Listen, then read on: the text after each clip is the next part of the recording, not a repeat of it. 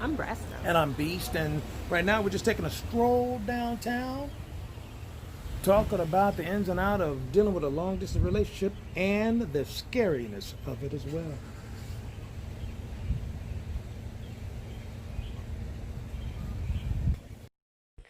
Brasco and Beast. Fit, fabulous, and frisky. 7. I'm just looking at the different terms. Oh, yeah, it's like a ghost In town. our town. This is our downtown. Yeah. Yep. Oh, I hadn't seen that since I was made. An ancient free and accepted masonry, 4-letter masonry. Well, that's something I might need to check out later on. Anyway, I mean, everything is still like a ghost town. Yeah. And a town that's really driven, economy that's driven by tourists and stuff like that. Exactly. Agave? That is a spot. Yeah, that is a spot. That is a good You know, we spot. can eat there True. because we've eaten there. A couple Plenty of of occasions. or a couple of occasions. It's nice to get in a little leisurely walk. You know, Without the crowd. without the crowd, Without yeah. the beachgoers visiting for weekend. There's got to be food over there. I smell food cooking and burning. Let's walk over and see what they got going.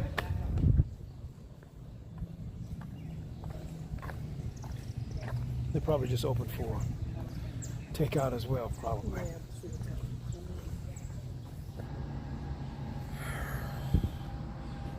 Yeah, especially down that way. Yeah.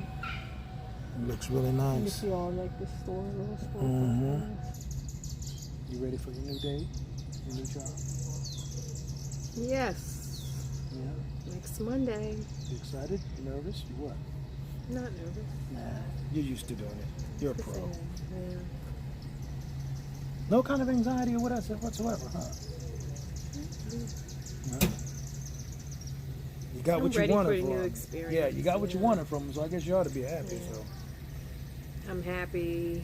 I mean, it's interesting because this is the first time I'm going to start a new job remotely. Training will be remotely. They're shipping all of my IT materials to me, computers, cell phone, whatever I need for my training or for the job. So, that's different. Never done that before. So. Yeah, I get that. I mean, our jobs, I guess, we never really talk about that in terms of how different it is. Because, we basically, we're on different schedules. Yeah, we don't live in the same, our don't primary spots are not in the same city, although we see one another as frequently as we can, whether it's traveling back and forth. Right. But outside of the distance, we also have the different shifts, work shifts. And we're in two totally different disciplines. You're in a discipline that requires a lot of reading. I'm in a discipline that requires a lot of calculation. I'm science, you're other stuff. Mm-hmm. She's a hitman for the government. Analytical. Analysis driven. Well, that would make it seem like your job is more calculation driven than mine. Mine isn't, in a sense. You have to realize a lot weighs in on decisions that I make. When you think about it, there's a lot at stake. So yours is science based. Mine is analysis, but based off of a specific discipline that allows me to approach things in a unique way. She answered the question without answering it. That's her specialty.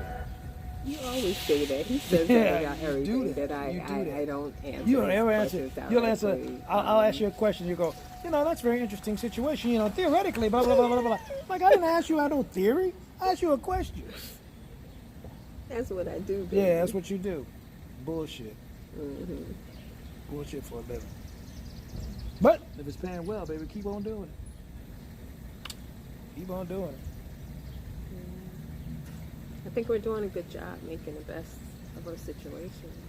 Yeah. I mean, there's lots worse long distance.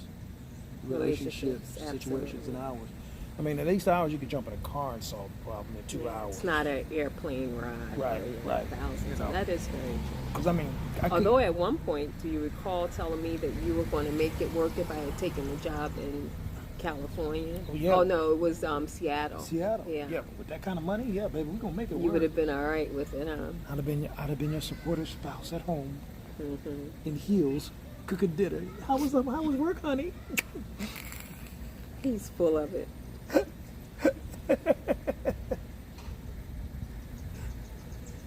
On the real, but what they were talking about, oh yeah, I would have found a job on the West Coast. You would have. I sure would have. But maybe not, because the one thing about the type of work we do, you're bound by contracts. Oh, that's true. You can't really take off. Well, you were talking about that before I signed this new contract. Oh yeah, actually that was the opportunity. Yeah, you're right. Yeah, that's true. That is true. It was before that. Yeah, when we hit, when this connection hit. It was like we were together forever. It was pretty deep. We were making decisions that were us oriented. Yes. You know. But I think what you got to remember more than anything else is that I think what helps us out more than anything else really is that we are both more mature now. Yeah, the maturity is very maturity makes a big difference. You know. Yeah, or wiser. Yeah, I mean, a relationship is not just about sex, although that is a good driving force about it. Hey. Yeah, for real. Don't get it twisted. But I think what I'm learning in this relationship, how to let go and allow myself to be myself without worrying about the consequences. Oh yeah. You know, because I mean, it's not that I'm doing something bad or wrong, but like some people, like when you're honest with some people punish you for being too honest. You know, like I try to tell people, you don't really want the answer to a question, don't ask. Yeah. You know, don't ask stupid questions like, how many people you been with before me? That ain't none of your damn business. Yeah. You know, because if it's too low or too high, you know, who says you are the barometer of what's too high or too low? You know? And then you won't get your feelings. I don't get that question. It's a stupid question. Why do you care? You know the question I never get? Why somebody would ask, am I your best lover ever? Who cares? You're the one now. Exactly. You know, so what? The past is the past. Hey, if the best lover ever is in the past, something was wrong with them. That's why they ain't here now. Whoa. So whatever that whole box was, that best lover box wasn't big enough to make up for all the other inequities. So I just think it's a stupid, ego-driven, narcissistic question. I agree. I do. I don't give a damn. You know? I believe all experiences, bring you to your collective self. So it doesn't really make a difference in the end, because the person you're with now, if you're with them, you're with them. You're with them. I would agree. And I'm not going to be with somebody that's not worth it to me. Because it wasn't the goal for either of us in terms of, oh yes, this is our life partner. We weren't looking for life partners. No, not really. Yeah. We act. Can we be honest? We was both looking to just kick it for a minute. And we both ran into each other. Yep. Like a tsunami, just kind of took over everything. God's plan was bigger than ours. Obviously, because I wasn't thinking nothing godly. But God stepped in anyway. I don't know. You know what? I'm really starting to believe that, because our weaknesses is the other person's strength. Yeah. Like, let's say in one case somebody's good at math, the other person's good at English. That's a balance. One person's good with numbers and one person's good with talking to people. That's a good thing. One person's great with research. One person's great thinking on the fly. Those are things that complement each other. Yes. I agree. So, I'm gonna ask you something for real. And don't sidestep it and bullshit. You ready? Yeah. What scares you about our relationship the most? It scares me the most. Nothing. I don't scare. When you say scare, I'm not scared of anything related. Well, I thought I heard you say that this is scary. This relationship is scary sometimes. It's scary. Well, did I mishear you?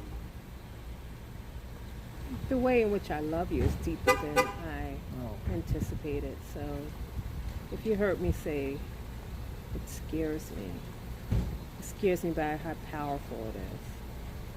Okay. It's pretty powerful. You allow me to be fully who I am. And I don't think I've loved so deeply and unselfishly in my life. So in essence, I guess it would be scary. I don't think I understood what you meant when you said scary, but yeah, in terms of I think, I'm being fair, to answer the question I asked you. With me, it's like, it's scary to invest into somebody. After both of us are coming off of marriages, long marriages. And a lot of times people say, well, you jump out of one marriage into the other one, you get a rebound, and da-da-da-da-da-da-da-da. It's not a rebound situation for me or for you, but I think the idea of investing who I genuinely am in my deepest of my being is frightening in the sense of, people in relationships, listen, the thing that's scary about relationships is that somebody can drop out of a relationship whenever they feel like it. No matter what you got invested in, right? But that's the risk. There's no risk, there's no reward. yes, you say that. It's true. Like they know that old phrase go, scared money don't make no money. Because you're too scared to try. You're too scared to risk. You can't have any kind of reward without some kind of risk. So you got to risk yourself. And you got to convince somebody that you're worth the risk that they would make in you. That's not always easy. And that's not always fun. Yep.